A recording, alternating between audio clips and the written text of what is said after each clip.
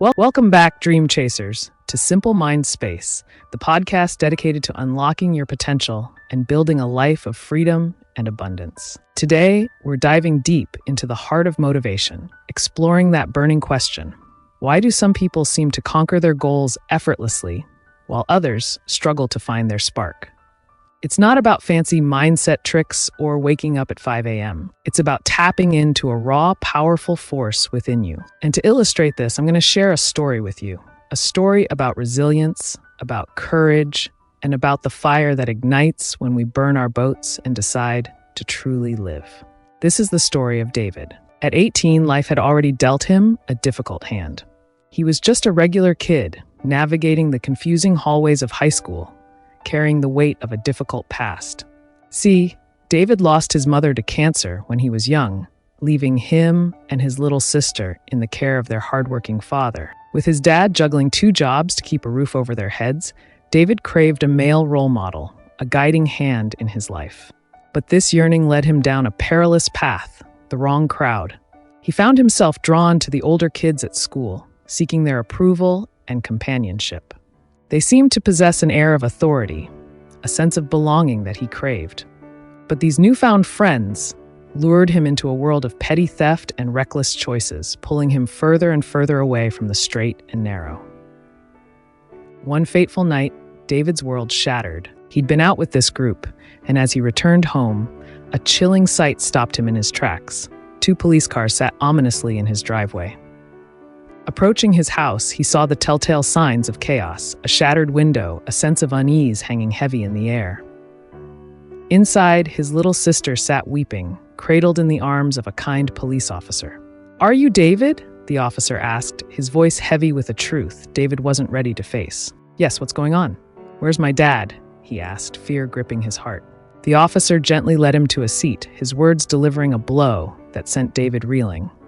2 burglars had broken into their home, and his father, in a desperate attempt to protect his children, had fought back. The intruders had taken his father's life, leaving David and his sister utterly alone. The news hit him like a physical blow. This couldn't be real, could it? It felt like a horrific nightmare, a cruel twist of fate that had ripped away his world. Overnight, David was thrust into the role of a parent, the sole provider for himself and his little sister. Their meager savings dwindled with each passing day, and the crushing weight of responsibility threatened to consume him. He was forced to abandon his education, trading textbooks for wrenches at the local mechanic shop where he'd been working part-time. Days blurred into an exhausting routine. He spent hours on end at the shop, cleaning grime-covered car parts and sweeping dusty floors, the monotonous tasks a constant reminder of his shattered dreams. After work, he'd trudge home, his weary body carrying the weight of the world, and purchase whatever cheap food he could afford for his sister. He'd help her with her homework, his heart aching as he saw the pain and confusion in her young eyes, a pain mirrored in his own soul. He was doing everything a parent should, every ounce of his being poured into keeping their heads above water. But despite his tireless efforts, their situation grew increasingly dire. The threat of eviction loomed large, their meager savings depleted. David desperately sought a second job, pounding the pavement, his youthful face etched with worry. But no one wanted to hire a dropout with no qualifications, his threadbare clothes a testament to his family's struggles. Hope felt like a distant flicker in the suffocating darkness. One day, driven by desperation, David approached his boss at the mechanic shop. "Is there anything I can do to earn more money?" he pleaded, his voice raw with the effort of carrying their burdens. His boss, a kind man with a gruff exterior, shook his head. "Can't pay you more for cleaning," he admitted.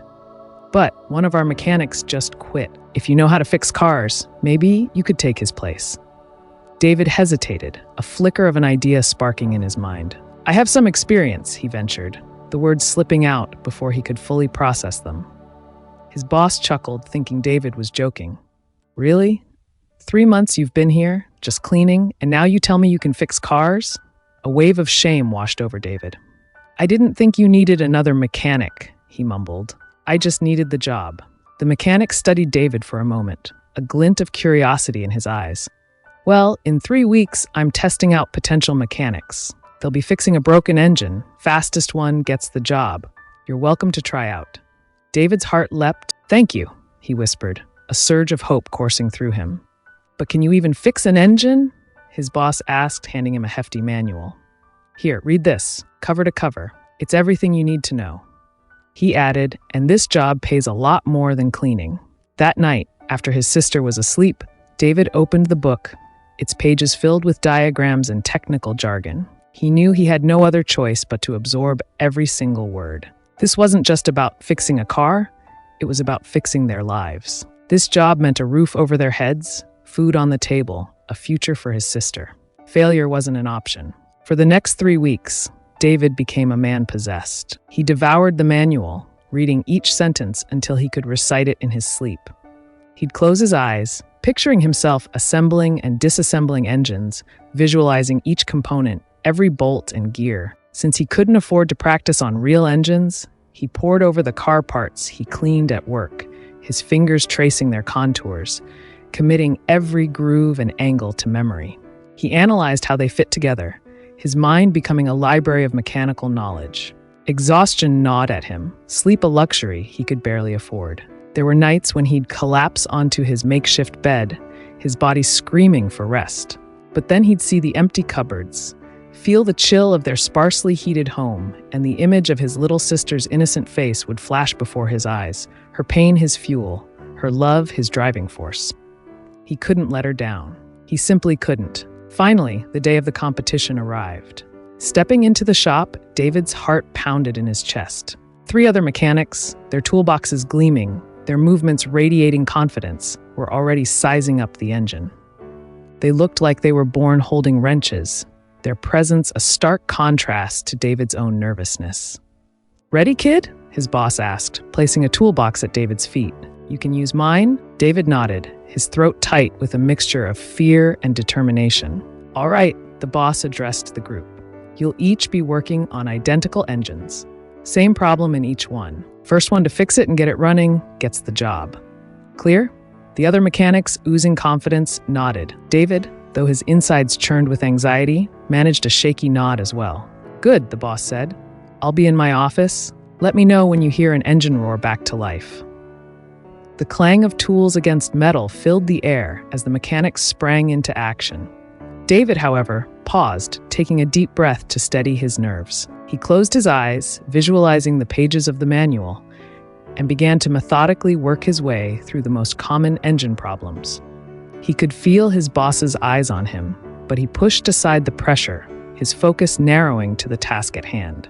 Images of his sister's tear-stained face fueled his resolve. This wasn't just about him anymore. It was about their survival. As he worked, he noticed something peculiar. His hand, resting on the engine block, was covered in a thick, gritty grime. He glanced at the spot where he'd touched, the fuel filter, and suddenly it hit him like a bolt of lightning. "Why a clogged fuel filter will ruin your car," the chapter title from the manual screamed in his mind. That was it. That had to be the problem. He worked with feverish intensity, cleaning the filter, his heart pounding in his chest. He could practically taste victory, could almost hear the engine roaring back to life. But just as he was about to declare his success, a sound shattered his hopes, the unmistakable roar of an engine springing to life. One of the other mechanics had beaten him to it. David's heart sank, his shoulders slumping in defeat. As the boss congratulated the winner and ushered him into his office, David felt the crushing weight of his failure. He'd poured his heart and soul into this, sacrificing everything, and still he'd fallen short. Hours later, the shop nearly empty, his boss called David into his office. "You almost had it," he said, gesturing to the contract signed by the new mechanic. "Just needed to clean the fuel filter." David merely nodded, unable to speak past the lump in his throat. "Speed is key in this business," his boss continued. "People want their cars fixed yesterday."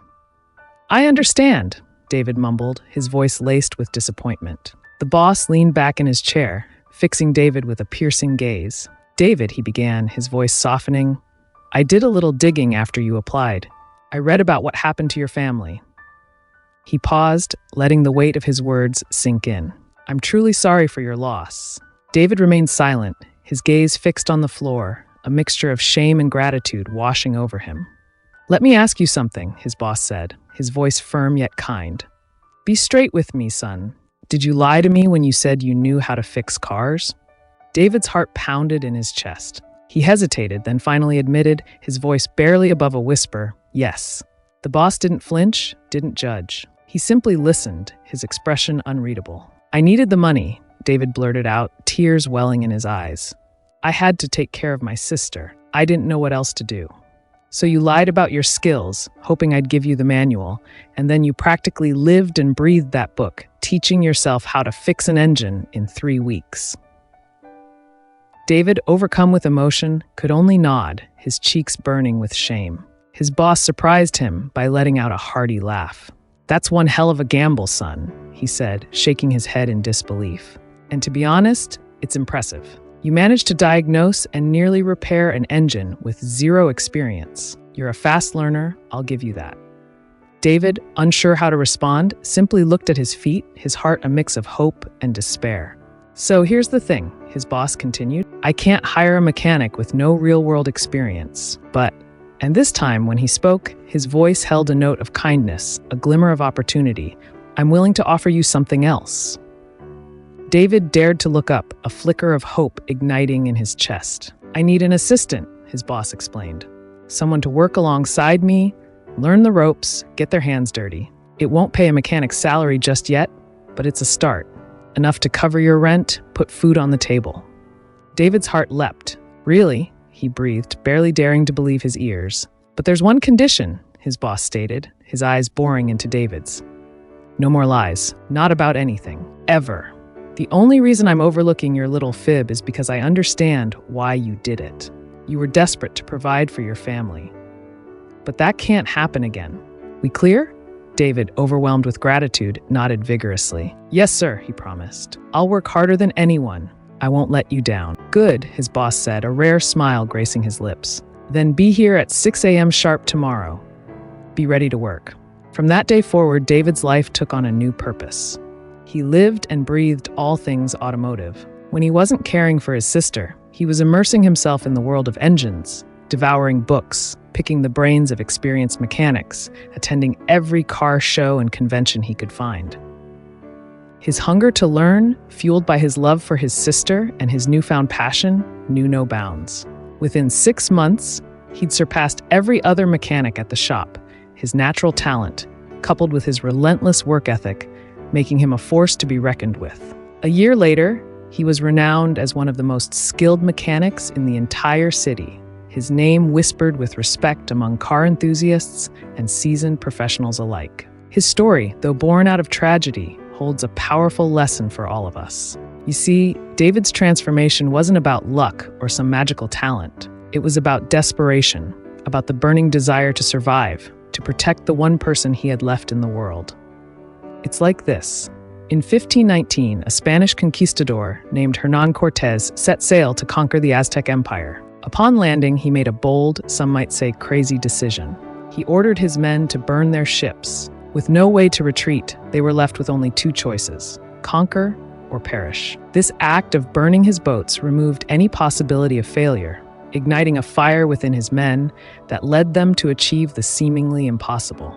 Sometimes, to achieve extraordinary things, we need that same level of commitment, that same willingness to burn our own metaphorical boats. Now, I'm not suggesting you do anything reckless or dangerous, but sometimes, to truly succeed, we need to raise the stakes, to eliminate our escape routes. Maybe burning your boats looks like quitting your soul-crushing job to pursue your dream career, even though it terrifies you. Or perhaps it's moving out of your comfort zone, cutting those financial lifelines, and forcing yourself to stand on your own 2 feet. It could even be as simple as setting a challenging goal and making a public declaration, holding yourself accountable to the world. The point is, sometimes we need that extra push, that sense of urgency that comes from knowing there's no turning back. It's in those moments, when we're backed against the wall, that our true potential is unleashed. We discover reserves of strength and determination we never knew we possessed. We tap into a wellspring of creativity and resourcefulness, finding solutions we never thought possible. Of course, burning your boats isn't for the faint of heart. It requires courage, careful planning, and a healthy dose of calculated risk. But for those who dare to take the leap, who are willing to face their fears and embrace the unknown, the rewards can be life-changing. David's story is a testament to the power of human resilience, to the extraordinary heights we can reach when we're driven by love, purpose, and the unwavering belief in ourselves. So ask yourself this: what are you willing to burn your boats for? What dream is so important, so deeply ingrained in your soul that you're willing to risk it all to achieve it? Let's recap the key takeaways from David's story, because within these lessons lies the roadmap to unlocking your own hidden potential. 1. Desperate times can breed extraordinary results. When we're faced with seemingly insurmountable challenges, we often discover hidden strengths and abilities. It's in those pressure cooker moments that our true potential is forged. To embrace a no-excuses mentality, David didn't allow his lack of experience or resources to hold him back. He embraced a figure-it-out attitude, devouring knowledge, seeking out mentors, and transforming himself into the person he needed to be to succeed. 3. Find your why and cling to it. For David, it was his love for his sister that fueled his determination. When times got tough, he'd picture her face, and that image would reignite his fire, pushing him to keep going. Find your why, that driving force that will propel you forward when doubt creeps in. 4. Sometimes you have to gamble on yourself. David took a chance, even when he knew the odds were stacked against him. He bet on himself, on his ability to learn and adapt, and ultimately his gamble paid off. Don't be afraid to take calculated risks, to put yourself out there, to bet on your own potential. 5. Embrace the burn the boats mentality. This isn't about reckless abandon, but about strategic commitment. Identify your non-negotiables, those goals that will truly change your life, and then find ways to eliminate your escape routes. Remember, your story is still being written. You have the power to achieve amazing things. So, what are you waiting for? Go out there and set your soul on fire. And there you have it, folks.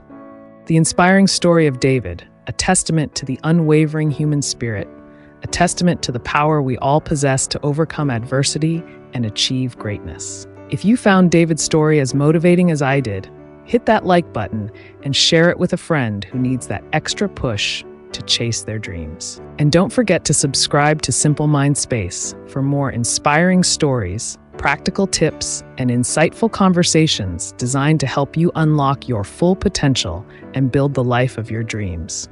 Until next time, keep reaching for the stars.